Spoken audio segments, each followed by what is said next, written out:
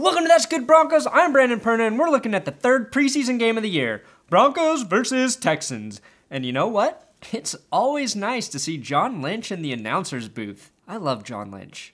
Number one, you gotta stay hot. Thanks, John. I'm doing what I can. But let's talk some football.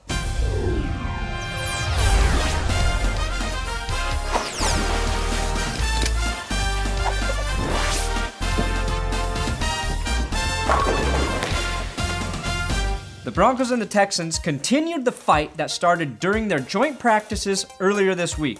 If you look at the starters, then the Broncos finished and won that fight 17-7. But if you count the whole team, then they lost in the last seconds. I choose to live in a world where the Broncos always win, so the final score, in my opinion, was 17-7, Broncos victory. Today, something so special happened that I have to talk about it first. I want everyone to understand that this is the only time you will ever see this happen. I'm of course talking about Peyton Manning throwing this gorgeous touchdown to Emmanuel Sanders right before the first half concluded. Now the touchdown isn't a big deal. It's that after the touchdown, Manning got flagged for taunting. After the touchdown, unsportsmanlike conduct, offense number 18 with a taunt. Yes! Yes! I am at a complete lack of words to describe how happy that play made me. Peyton Manning went out of his way to find DJ Swearinger after that touchdown to tell him to fuck off or something. And look at the guy next to Swearinger. He's as shocked as all of us. Dang, dude, Peyton Manning just told you to fuck off and revoked all of your Papa John's coupons. This little bitch, Swearinger, had been talking shit all week at practice. And the week before against the Falcons, which was documented on the hit series Hard Knocks. And Peyton Manning, the sheriff, let him know you don't break the law when the fucking sheriff is in town. All right, back to the beginning of the game. The Broncos opened up the game by giving the rock to Monty Ball on 5 consecutive plays. He had a couple runs and a couple screens, and altogether, Ball looked pretty good after having his abdendectomy and getting them new Eddie Lacy abs installed. Typically, I'm not a fan of cosmetic surgery, but if it makes you better at your job, I am all for it. Emmanuel Sanders had a huge game, and it started here with this Weasley little move that he shook out for an 8-yard gain. The offense was ultimately stopped on this first drive and settled for a Matt I won't be playing until week 6 Prater field goal. Matt Prater looked off last night. Well, except for this play. Yeah! Maybe that's because he knew he was about to be suspended for the first 4 games of the season. If you don't know the story, it's complete bullshit, and I'll fill you in right here with another long rant about how much the NFL sucks at making and regulating rules. Just click here. It's the Matt Prater edition of Why NFL Rules Suck. It may take me a while to finish the video, so if it's not up, just come back and watch it later. Von Miller made his return after suffering an ACL injury last year. He's sure a sight for sore eyes. No highlights here, I just wanted all of us to look at him together. I noticed something interesting about the Texans starting tight end photo. Garrett Graham. If I change my last name to Graham, look goofy enough in this photo, they'll all think I'm the great Jimmy Graham, not the mediocre Garrett Graham. Ooh, fantasy football glory, here I come. Jesus Christ, Garrett, you're trying too hard. Wait, here's that Von Miller highlight I was talking about.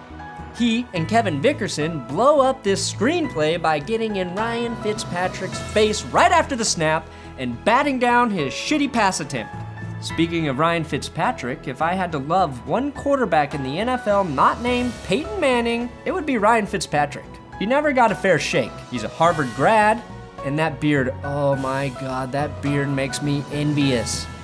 It's like I could sit down with him, have a beer, and we'd never even have to say a word to each other. Our beards, they would communicate for us. That's something only 2 Harvard graduates know how to do. Fine, I didn't go to fucking Harvard, but he did. What fucking school did you go to? Art school, like a little fucking bitch. The defense continued to show a new and improved nasty attitude. Malik Jackson wasn't gonna take any shit from number 70, Xavier Suafilo. Xavier falls right on his butt. Xavier Suafilo, Xavier Suafilo. It's an Italian song. Not a good one. The most encouraging thing I saw in the game was a solid play from Bradley Roby. The guy knows how to play physical football, stopping the unstoppable Andre Johnson right here. Ooh, what a stick! Despite that great play and stop, Houston scored on that drive. Probably by cheating or something. We don't need to see it. On the next drive, the Broncos lined up for a 3rd and a long 4th. A long 4, which is the same thing I call my penis, which was converted by Julius Thomas here, who I've been told has a long 10. Regardless, the drive stalled, and Matt Prater shanked this field goal, probably because he had 2 Bud Lights a month ago.